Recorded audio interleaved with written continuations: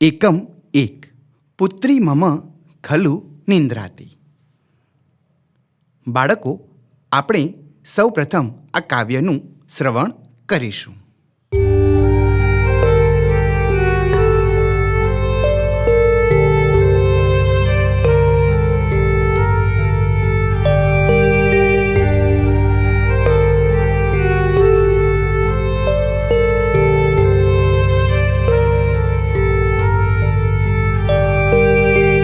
પુત્રી મમ ખલુ નિંદ્રાતી, પુત્રી મમ ખલુ નિંદ્રાતી, પુત્રી મમ ખલુ નિંદ્રાતી, પુત્રી મમ ખલુ નિંદ્રાતી. સુંદર શયને સુખમાયા વસને, સુંદર શયને સુખમાયા વસને, પુત્રી મમ ખલુ નિંદ્રાતી, પુત્રી મમ ખલુ નિંદ્રાતી, પુત્રી મમ ખલુ નિંદ્રાતી.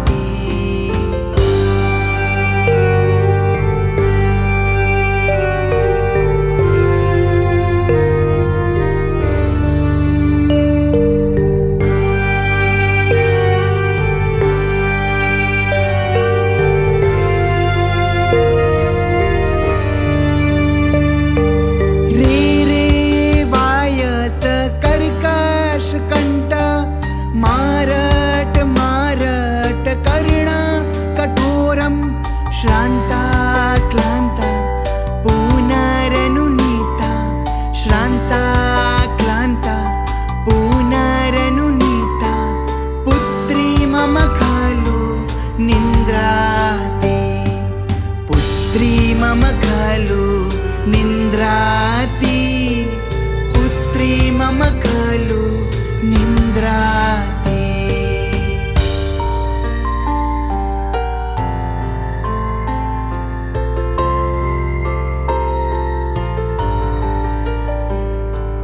म्याऊ म्याऊ माकुरु घोरे विरावम, चल चल रे चल खाल चोर बिडाल, स्निग्धा मुग्धा सेविता दुग्धा, स्निग्धा मुग्धा सेविता दुग्धा, पुत्री मम खलु निंद्राती, पुत्री मम खलु निंद्राती, पुत्री मम खलु निंद्राती.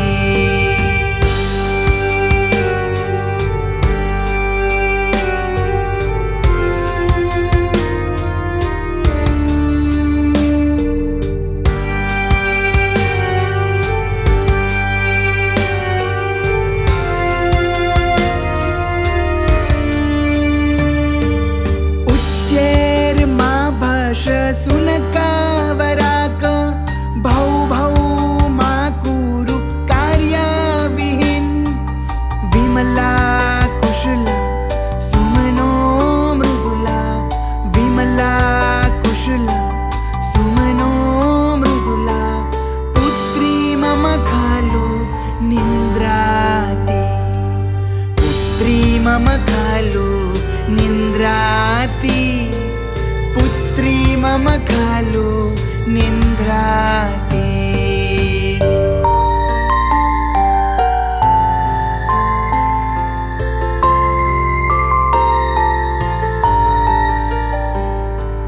रे रे मशक मा कुरु गानम, मा स्पृश मा दश रक्त पिपासो, सुदती सुमुखी शोभना गात्री, सुदती सुमुखी शोभना गात्री, पुत्री मम खलु निंद्राती, पुत्री मम खलु निंद्राती, पुत्री मम खलु निंद्राती, पुत्री मम खलु निंद्राती, पुत्री मम खलु निंद्राती.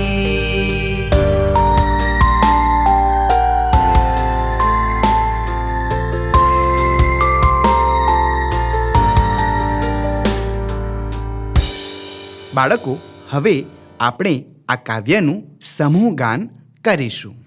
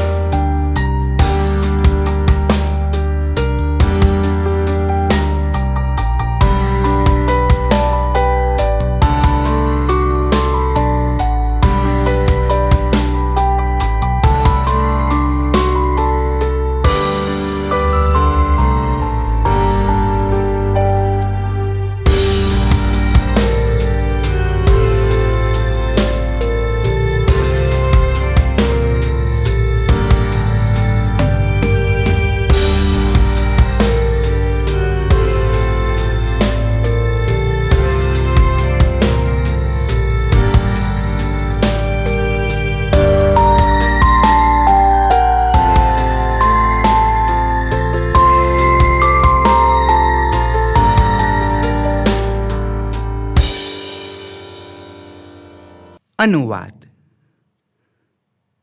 તો બાળકો, આપણે અહીં અનુવાદ જોઈએ. પુત્રી મમ ખલુ નિંદ્રાતી.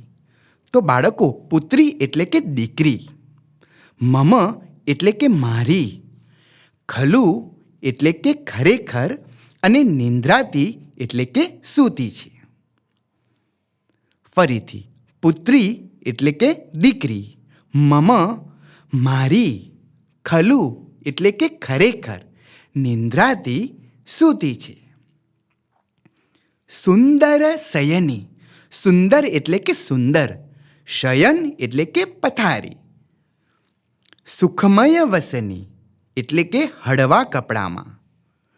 પુત્રી એટલે કે દીકરી, મમ મારી, ખલુ એટલે કે ખરેખર, નિંદ્રાતી એટલે કે સૂતી છે. તો આપણે આ 4 પંક્તિઓનો અનુવાદ જોઈએ.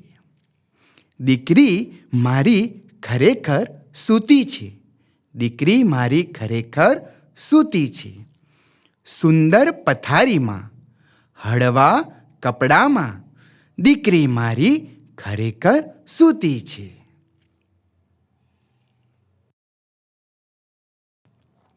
રે રે વાયસ કર્કશ કંઠ.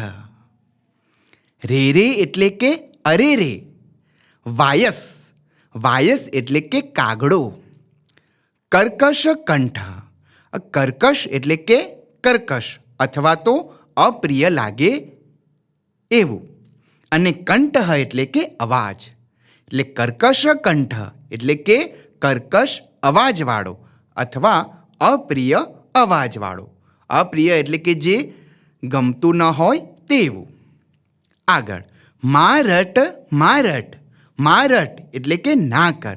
બાળકો, સંસ્કૃતમાં માં એટલે કે ના કહેવાય છે. મારટ એટલે કે ના કર, ના કર. કર્ણ કઠોરમ. કર્ણ એટલે કે કાન, અને કઠોરમ એટલે કે અપ્રિય લાગે એવો અવાજ. કર્ણ કઠોરમ એટલે કે કાનને અપ્રિય લાગે એવો અવાજ. અનુવાદ જોઈએ. અરે રે કર્કશ અવાજવાળા કાગડા, કાનને અપ્રિય લાગે એવો અવાજ ના કર, ના કર. શ્રાંતા ક્લાંતા પુનરનુનીતા. શ્રાંતા એટલે કે થાકેલી, ક્લાંતા એટલે કે મીઠું મીઠું બોલતી. પુનરનુનીતા. પુનઃ એટલે કે ફરીથી. પુનરનુનીતા એટલે કે ફરીથી લાડ કરાયેલી. પુત્રી એટલે કે દીકરી, મમ એટલે કે મારી, ખલુ એટલે કે ખરેખર, નિંદ્રાતી એટલે કે સૂતી છે. અનુવાદ જોઈએ. થાકેલી, મીઠું મીઠું બોલતી, ફરીથી લાડ કરાયેલી દીકરી મારી ખરેખર સૂતી છે. મ્યાઉ મ્યાઉ માકુરુ ઘોર વિરાવમ. તો મ્યાઉ મ્યાઉ એટલે કે મ્યાઉ મ્યાઉ, બિલાડીનો અવાજ. માકુરુ. જો બાળકો, ફરીથી આવ્યો હોય. મા એટલે કે ના, કુરુ એટલે કે કર, ના કર. ઘોર વિરાવમ. ઘોર વિરાવમ એટલે કે મોટો અવાજ. ચલ ચલ રે ચલ. તો ચલ ચલ રે ચલ એટલે કે અહીંથી જતો રહે. ખલ. ખલ એટલે કે લુચ્ચો. ચોર બિડાલ. ચોર એટલે કે ચોર, અને બિડાલ એટલે કે બિલાડો. આપણે આગળ જોયું વાયસ એટલે કે કાગડો, તો અહીં બિડાલ એટલે કે બિલાડો. હવે આપણે અનુવાદ જોઈએ. હે લુચ્ચા ચોર બિલાડા, મ્યાઉ મ્યાઉ એવો મોટો અવાજ ના કરીશ. અહીંથી જતો રહે, અહીંથી જતો રહે.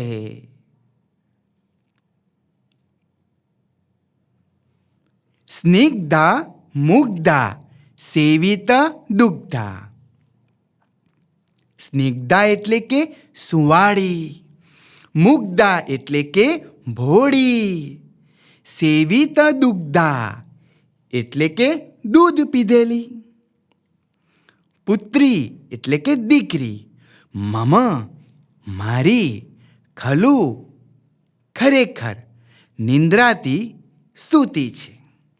તો આપણે અહીં અનુવાદ જોઈએ કે સુંવાળી, ભોળી, દૂધ પીધેલી દીકરી મારી ખરેખર સૂતી છે. ઉચ્ચેરમાં ભસ સુનકવરાક. ઉચ્ચેરમાં એટલે કે મોટેથી. હવે બાળકો, ઉચ્ચેય એટલે કે મોટેથી, એમાં જો માં આવી ગયું છે, માં એટલે કે ના, એટલે ઉચ્ચેરમાં એટલે કે મોટેથી ના. હવે આગળ ભસ એટલે કે ભસ, શુનકવરાક હે દુષ્ટ કૂતરા.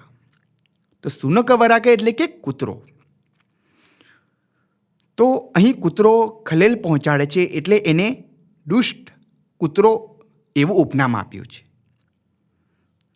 ભૌ ભૌ એટલે કે ભૌ ભૌ, મા કુરુ એટલે કે ના કર, ના કરીશ, કાર્ય વિહીન એટલે કે કામકાજ વિનાના અથવા તો કાર્ય વગર.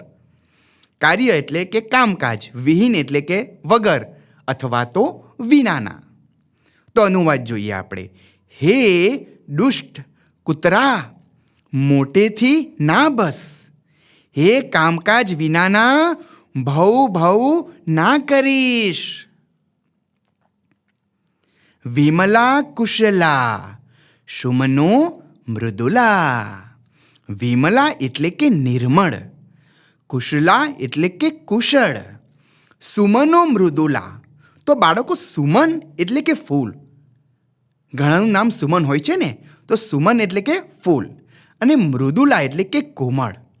સુમનો મૃદુલા એટલે કે ફૂલ જેવી કોમળ.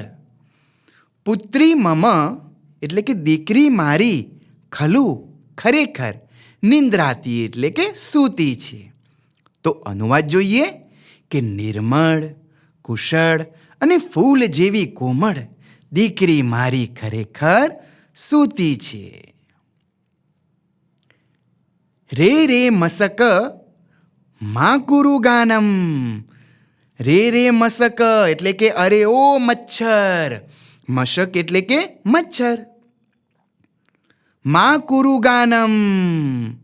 મા કુરુ એટલે કે મા એટલે કે ના, કુરુ એટલે કે કરીશ. તો બાળકો, અહીં ગાવાની વાત છે એટલે આપણે કરીશ નહીં લખશું, પણ ગાઈશ લખશું. તો ના ગાઈશ. ગાનમ એટલે કે ગણ ગણનું ગાન. આગળ મા સ્પૃશ એટલે કે સ્પર્શ ના કર. મા દશ, ડંખ પણ ના દે. તો મા એટલે કે ના.